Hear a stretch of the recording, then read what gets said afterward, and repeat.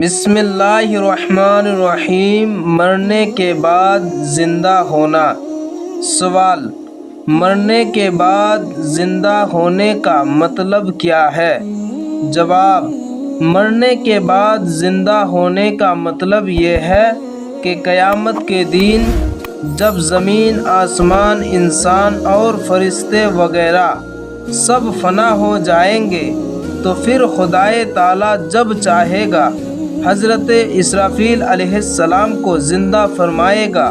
وہ دوبارہ سور پھونکیں گے تو سب چیزیں موجود ہو جائے گی، فرشتے اور آدمی وغیرہ سب زندہ ہو جائیں گے، مردے اپنی اپنی قبروں سے اٹھیں گے، حشر کے میدان میں خدائے تعالیٰ کے سامنے پیشی ہوگی، حساب لیا جائے گا اور ہر شخص کو اچھے برے کاموں کا بدلہ دیا جائے گا، یعنی اچھوں کو جنت ملے گی اور بروں کو جہنم میں بھیج دیا جائے گا۔